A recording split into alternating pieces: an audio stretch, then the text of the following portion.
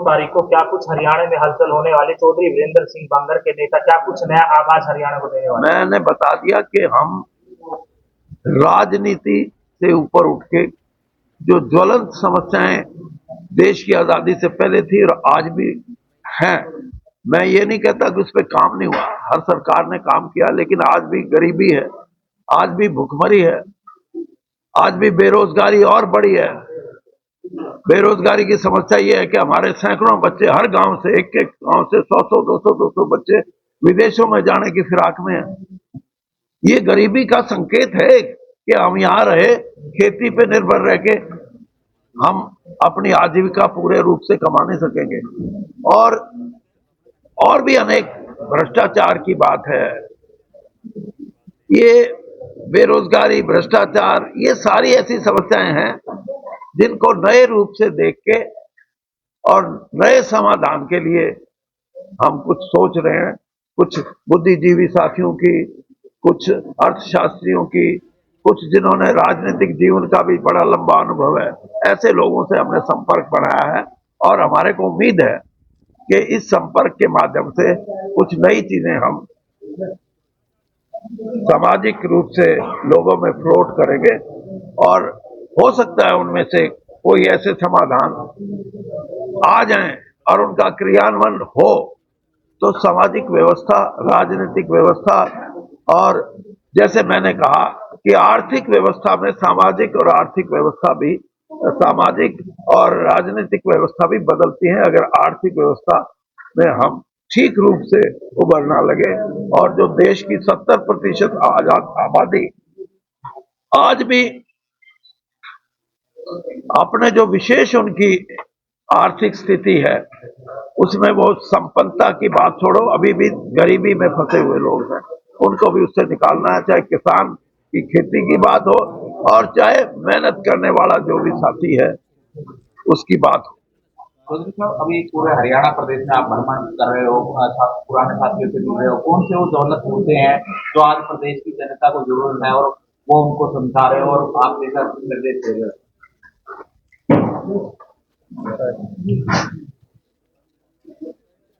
एक तो आप इसमें प्रदेश शब्द को काट दो, मैं I am talking of the country as a whole.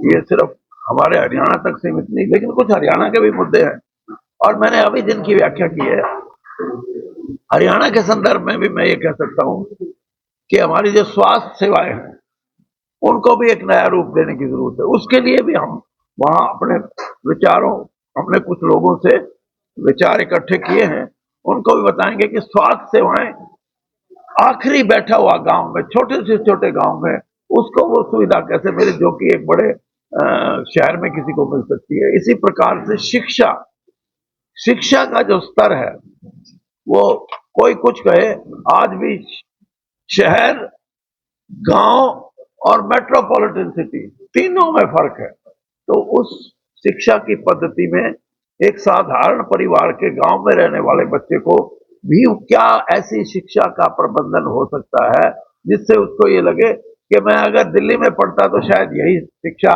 मुझे वहां भी मिलती। तो ये भी एक विषय है। सरकार से लगातार दावे करती है, रोजगार दिए जा रहे हैं और अन्य जो सुविधाएं हैं वो लोगों को प्रदान की जा रही है, लेकिन क्या देखते हैं किस तरीके से? देखिए, मैंने ये कहा ना, बेरोजगारी की समस्या का मैंने जैसे व्याख्या की कि सरकार के नौकरी देने से बेरोजगारी की जो विशालता है उसमें फर्क नहीं पड़ता, वो तो नौकरियों की व्यवस्था है। हरियाणा में 3 लाख से ज्यादा कर्मचारी हैं, हर साल 15-20 हजार कर्मचारी रिटायर होते हैं, 20,000 आदमी नए आते हैं। वो एक पक्ष है। दूसरा पक्ष ये है कि क्या साधारण आदमी को ऐसे मौके मिल सकते हैं जिससे कि वो अपनी कोई ना कोई रोजगार का साधन बढ़ा सके और उसको इस रोजगार के साधन में ये एहसास हो कि मैं आर्थिक रूप से अब मेरे को किसी पे निर्भर होने की जरूरत नहीं और मैं भी उतना ही भागीदार बनूंगा। देश की अर्थव्यवस्था जैसे जैसे ऊपर जाएगी मेरी अर्थव्यवस्था में भी बड़ा भारी। देश में रोजगार की बात नहीं हो रही, स्वास्थ्य की बात नहीं हो रही, इंडिया वर्सेस भारत की बात हो रही है, पूरे देश को इस मुद्दे में उलझा रखा है। आप क्या कहें?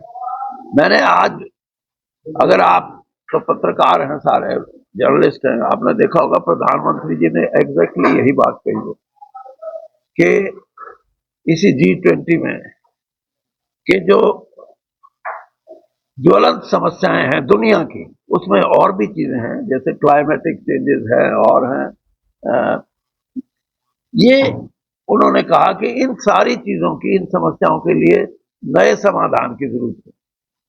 तो मैं ये कहता हूं कि नेशनली और यूनिवर्सली समस्या खड़ी है वहीं, और उन्हीं का जिक्र है। और इसीलिए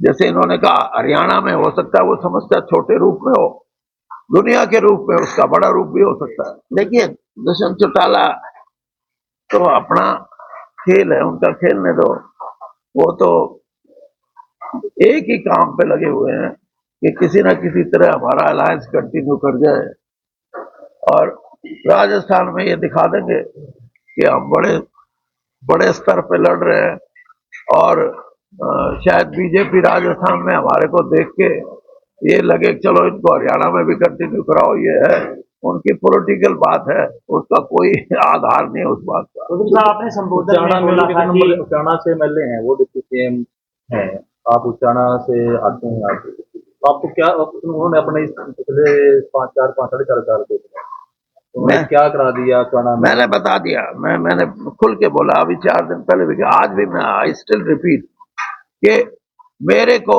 मैं अपने काम गिनवाता हूं और वो 5% काम गिनवा दे मेरे मुकाबले में, तो मैं मान जाऊंगा कि इसने काम किए, कुछ किया ही नहीं। साहब कहते हैं कि चौधरी वीरेंद्र सिंह अपने साथियों के साथी, और ये सभा भी हो रही है कि वीरेंद्र सिंह के साथी, तो क्या वीरेंद्र सिंह के साथी किसी बात पर आप पर दबाव डाले कि आप या किस सरकार से या किससे संतुष्ट नहीं है, तो आप कैसा जो है निर्णय लेंगे अपने पार्टी छोड़ने को लेकर? हमारे साथियों का निर्णय ही मेरा निर्णय होगा, और मैंने आपको ये भी बता दिया कि राजनीति में मैं अपने साथियों को, मेरा अपना ये मानना है कि मेरी 52 साल की राजनीति में जो मैं अपने साथियों के लिए कर सकता था उस हद तक नहीं कर सका। मुझे राजनीति में बहुत कुछ मिला, और आज मेरा ध्येय भी यही है कि बदलती हुई व्यवस्था में एक प्रयास है हमारा, उसमें कुछ ऐसे साथी मैदान में निकले जिन पे लोगों का भी विश्वास हो कि ये लॉट है, ये लोग हैं, those who can deliver, those who can provide new concept to the governing system, ये है। चौधरी साहब जैसे आपने संबोधन में भी बोला कि जो आपके कार्यकर्ता हैं, कोई चर्चाएं भी चल रही हैं कि कोई नई पार्टी में ज्वाइन कर सकते हैं, नई पार्टी खड़ी कर सकते हैं, सर उसको लेकर सर क्या कुछ कहना चाहेंगे? मैंने यही कहा उनको, साथियों को भी मैंने कहा आपका कहना, कोई कहे बीजेपी में रहो, कोई कहे कांग्रेस में चले जाओ, ये रहने का ये मतलब ये है कि कहीं ना कहीं हमारे सिस्टम में हम अपने आप को कमजोर फील करने लग गए। मैंने उनको ये कहा कि 2 तारीख का जो हमारा कार्यक्रम होगा उसमें एक शक्ति के रूप में हमारे साथी उभर के आएंगे, फिर राजनीतिक दल कहेंगे आपको यार बात करो, हमारी तरफ आ जाए, कोई कहेगा अरे बात करो, हम यही रहे। तो भाजपा को छोड़ने वाले हैं सर? नहीं, ये मैंने अब बता दिया, अब आप लिख देना जो ये क्या दबाव की लेट मी स्पीक। मैंने वही कहा जो मैं बोल रहा हूँ कि जब एक शक्ति के रूप में हम 2 तारीख को उभरेंगे तो वही राजनीतिक दल जिनके बारे में आज हमारे साथी कहते हैं वही कहेंगे कि हमारी बात कराओ, वो दूसरा कहेगा यहीं रहो वीरेंद्र सिंह तो यहीं ठीक है। कोई सर क्लियर सवाल है मेरा, भाजपा मेरा क्लियर सवाल का जवाब ही है, 2 तारीख को आई will not say which you want to be. ये कोई तरीका थोड़ा है, आप मेरे से ये करवाना चाहते हो, मैं क्या करूंगा? जी नहीं, मैं नहीं कह सकता। कोई बात नहीं सर, क्या ये दबाव की राजनीति है? क्या दबाव की राजनीति है? कौन सी? ये जो दबाव की नहीं, मैं पॉलिटिकल आदमी हूँ माय डियर, 52 साल से राजनीति में हूँ।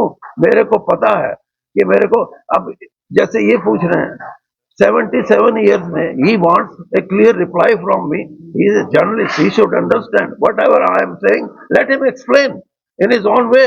मैं कैसे कह दूंगा ये? इसीलिए कोई दबाव नहीं है, एक मेरी सोच है, हो सकता है वो क्लिक कर जाए तो समाज का भी भला हो जाए, सिस्टम का भी हो जाए।